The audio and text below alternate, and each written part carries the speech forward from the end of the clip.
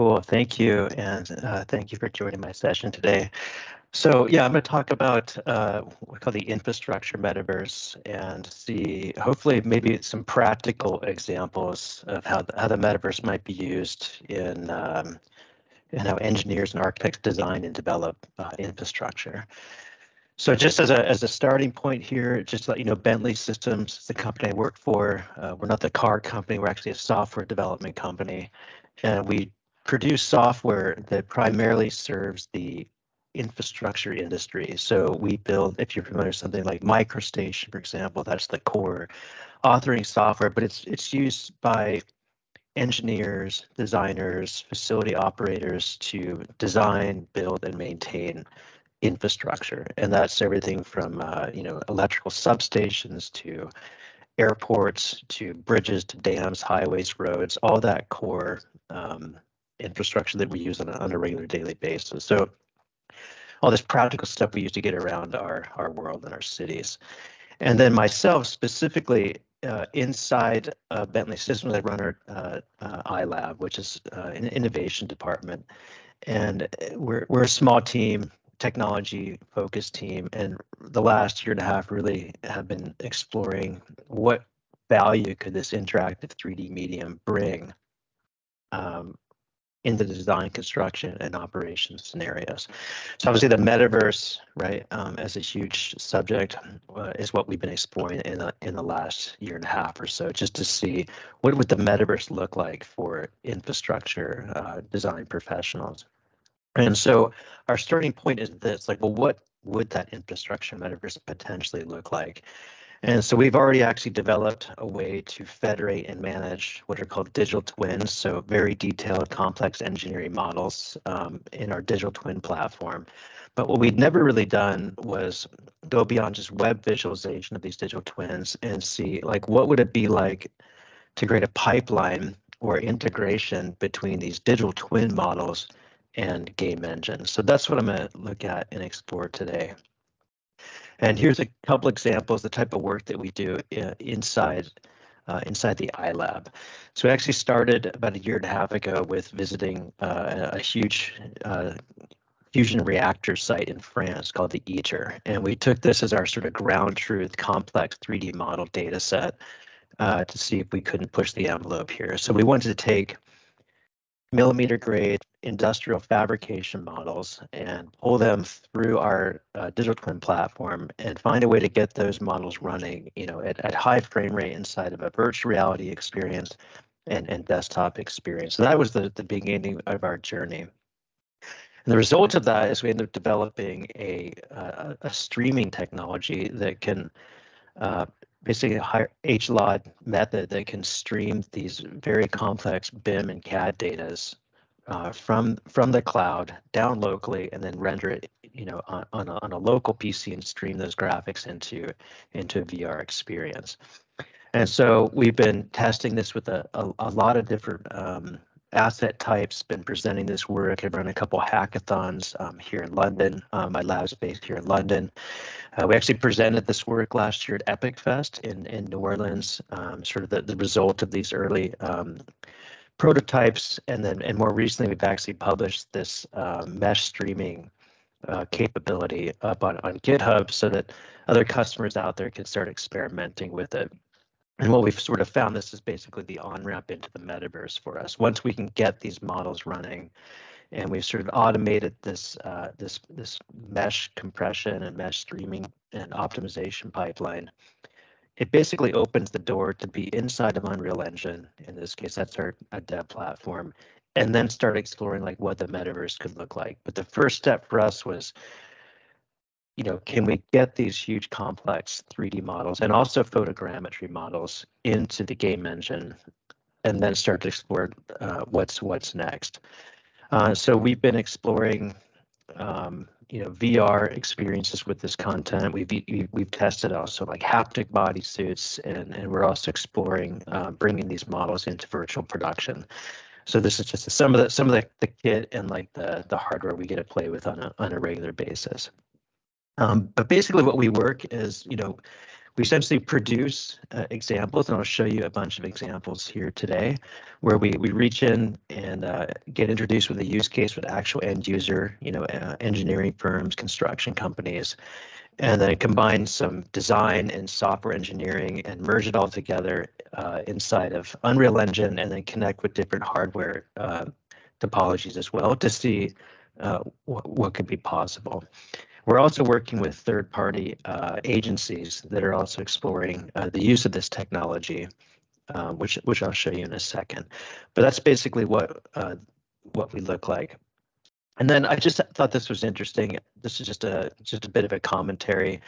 I don't know if people have seen this example, but if you go back to 1964 and you see this example of a Sensorama, right? This was this immersive audiovisual experience back in the 60s.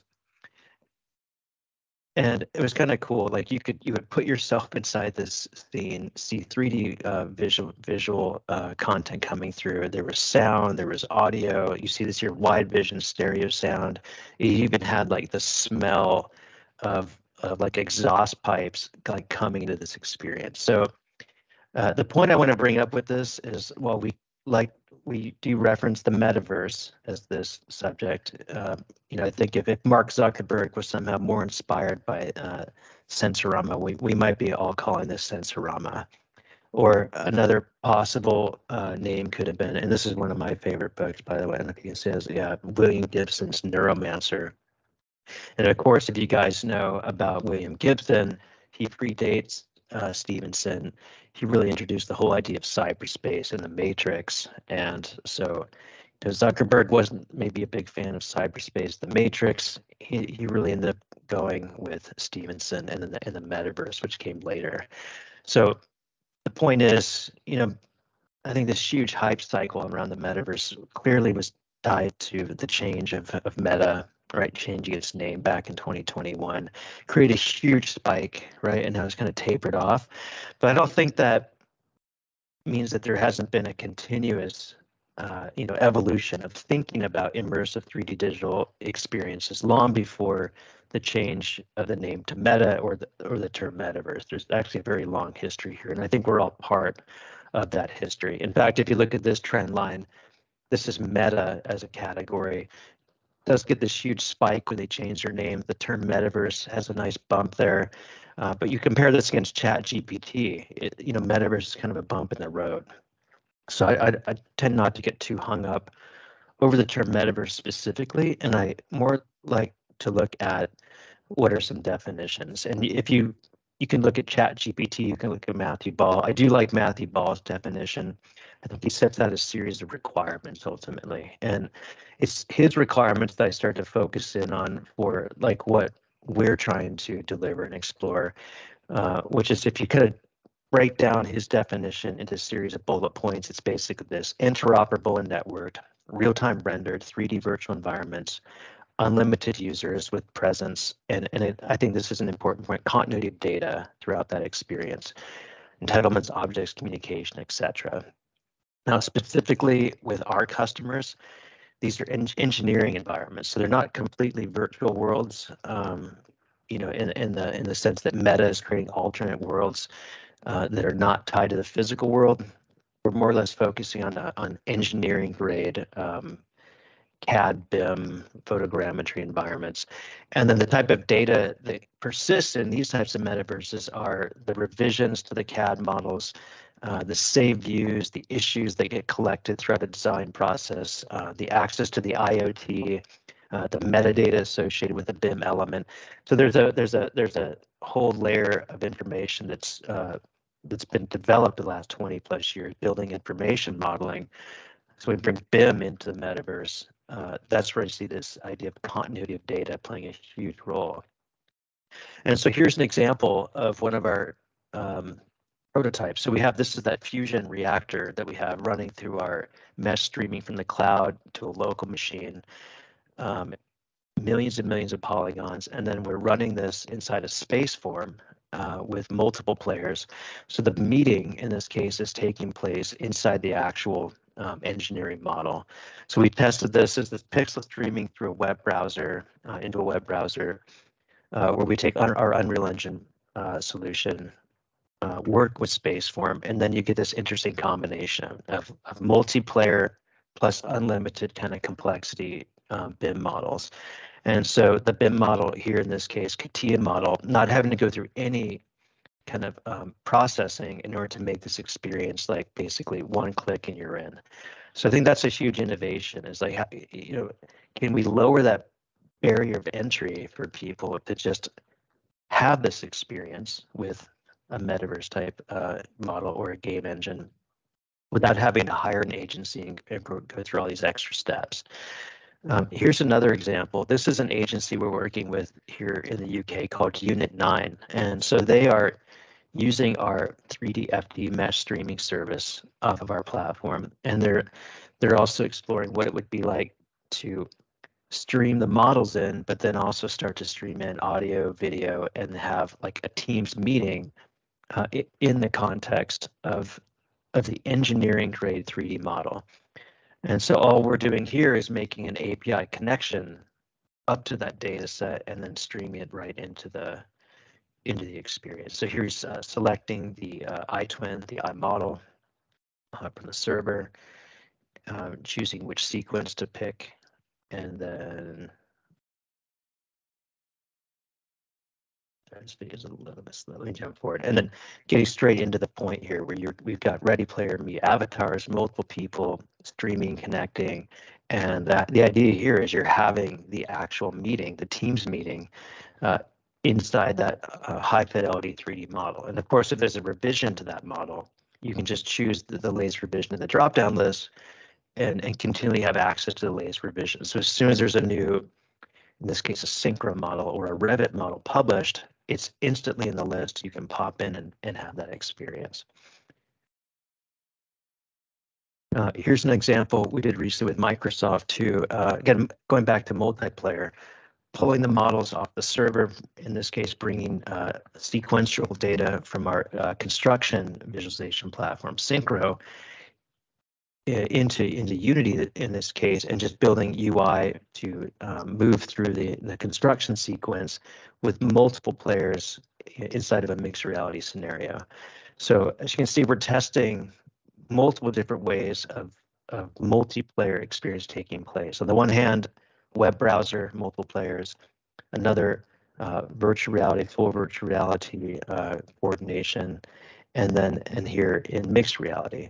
So I think this is the point when we think about like the metaverse, for example. I don't think it's in any way restricted to like a virtual reality experience. I think it can be experienced through a number of form factors: mixed reality, VR, AR, and I would say even desktop.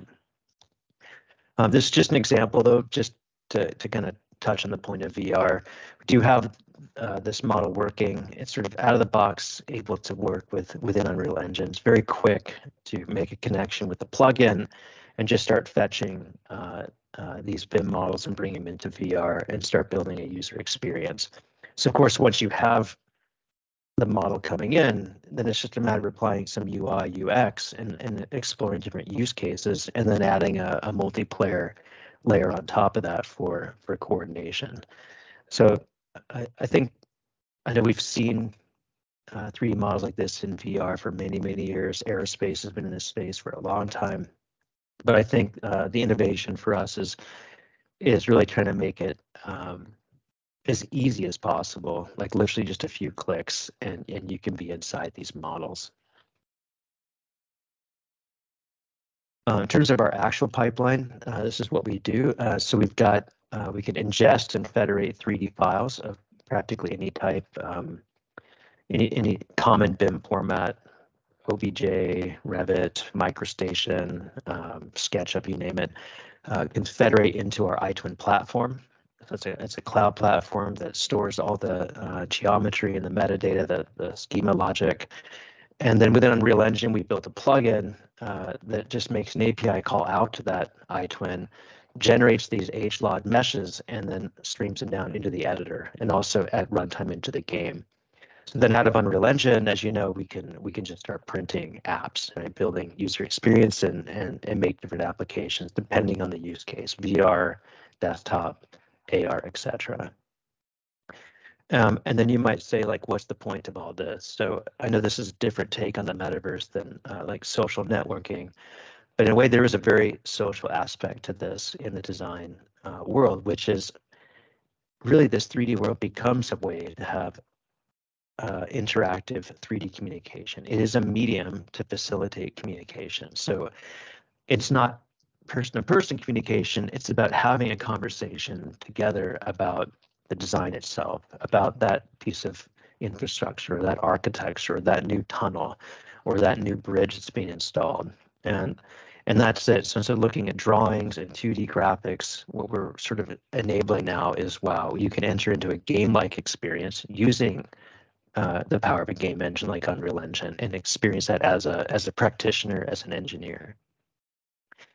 So I think I'll skip. I think everyone's familiar with Unreal Engine. I don't need to get into that in too much detail, but we are in a way sort of hacking Unreal Engine, not to produce video games, but to actually use it as our dev platform to deliver engineering quality experiences. So this is a very interesting use of the technology, and to bring a game engine into this space. I'll just show you a couple examples. This is Unreal Engine. This is a sample we built with Microsoft, actually, that we deployed at the Microsoft Technology Center in Houston, where we took engineering grade offshore wind turbines, streamed those into the editor, and then we augmented that scene with environments, water, sound effects, like really nice interactions. So again, take advantage of all the features of Unreal Engine, but deliver it for engineering use cases. Also show some other form factors we played with, which is multi-projection systems. We're testing a lot with the Meta Pro, and we're bringing in all sorts of content, not just the meshes from our customers, but we can also bring in nerve captures, metahumans, photogrammetry, and start to merge all these different assets together. So I think it's quite fascinating to bring not just the 3D models, but also the reality capture. In a second, I'm going to show a live demo of the latest Google 3D tiles as well. We have experimented with sort of these traditional type metaverse experiences where you can walk through a room with your avatar, meet other people, and then teleport into these models. So this was a experiment we did last year where we put a bunch of different projects into a gallery, and then from that gallery you could teleport to different locations around the world and experience these different engineering projects. So again, using the power of like game engine thinking and metaverse thinking as an entry point into these industrial scale assets. Here's another example where we were playing with this is a VR experience for practicing flying a drone to do a remote inspection. So it is true, like our customers actually own drones and they operate drones, and they fly drones to do photogrammetry captures to then do an inspection on an asset later, like remotely. So the drone's used to do the photography is processed as photogrammetry and then and viewed downstream. But we thought, wow, you can actually, once you have the 3D model and the capture, you could even do simulation flight training virtually before you go out into the field to do the actual capture. So we see there's use cases for this even in the training and the practicing scenario before you then go out and do the acquisition. And then of course we can take the acquired geometry all the way back into the game engine. And so that would be like practicing a drone, and then this is what the experience can look like with the actual wind turbines in the actual gameplay. And then I actually, at this point, just to hit the reality of the situation here, I'm going to try and do a live demo just to show that full life cycle. And then I'm going to turn on my trusty Xbox controller. Okay, so here I am now. This is alive, so this is executable. And again, this is all based on the cloud, so the network's okay. This is going out at runtime, and it's actually fetching Google 3D tiles, right? So that's Google tiles. And then this bridge was captured with drones from one of our customers called Collins Engineers in the United States. And they flew this bridge with their drone and then processed all the photos to produce this photogrammetry mesh. So I think what's amazing about this, I'm just navigating through this reality capture, high resolution reality capture here with my Xbox. So we've simply taken like the form factor of gameplay, right? Xbox game controller, but now we're applying this type of smooth navigation, for an engineering use case. So the scenario here is, imagine you could do the flight training and simulation in a virtual way first, go out into the field, do the actual acquisition, and then bring that geometry all the way back into the game engine. And it's all being done dynamically at runtime. So it's not like a lot of pre-processing. It's just an API call fetching that Google tiles, and then an API call to go fetch the high resolution photogrammetry. And there's a cool moment here. You can see the difference in resolution in terms of like from a metaverse experience. On the one hand, maybe the generic Google 3D tiles, and then just check out the quality of the meshes we can get coming off of photogrammetry these days. And it's like you're practically there.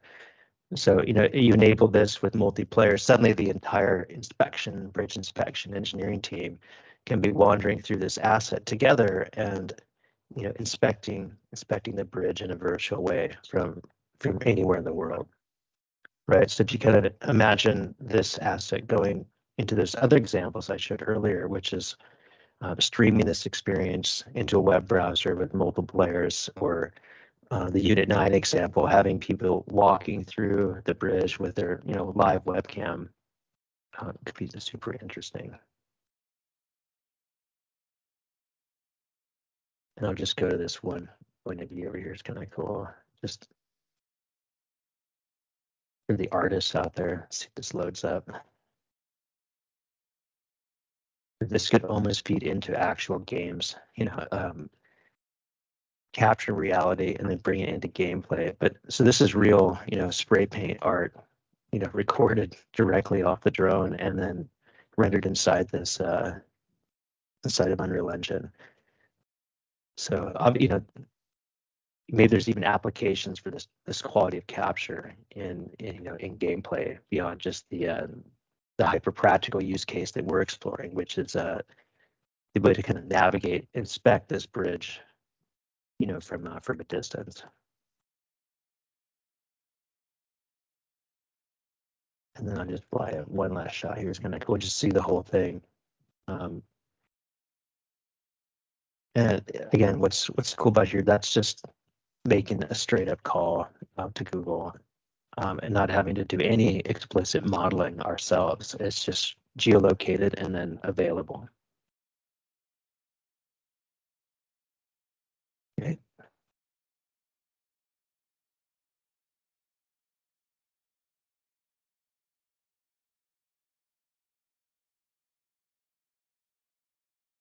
And this is the one. Cooler to see a live demo, hopefully. And then another thing we're experimenting with too, which I think is going to be amazing, is what about mixed reality, and what does multiplayer look like?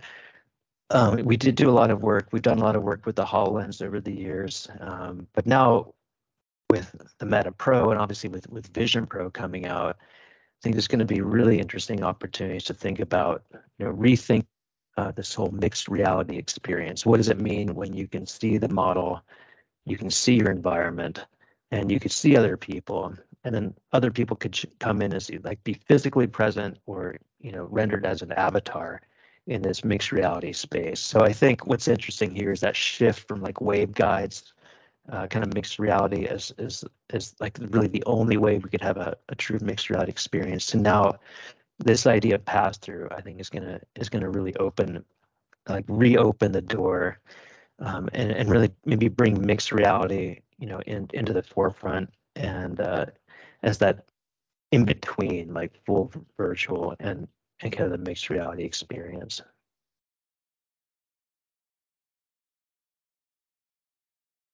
Um, yeah, that's basically, in summary. Hopefully, this gives you a sense of the type of work we're doing. But like what we found is that if you start to explore the infrastructure, if you look at like those definitions, the requirement that Matthew Ball puts out there, I think they are a good set of requirements, and I think they actually align well with a lot of the ambitions and intent of the engineering world, of people using building information modeling, of doing photogrammetry. And so when you unlock the power of game engines and multiplayer and everything that comes with that, and we built this pipeline, it suddenly makes the metaverse practical and actually cool at the same time. Um, if you would like to test this as an Unreal Engine developer, or you just want to kick the tires, try things out, definitely scan this QR code. This will take you to a page dedicated to our iTwin platform, and specifically the plugin for Unreal Engine. And once you have that plugin, you can basically start experimenting with different data sets, different 3D models, pull that geometry in Unreal Engine, and even explore for yourself what could be possible.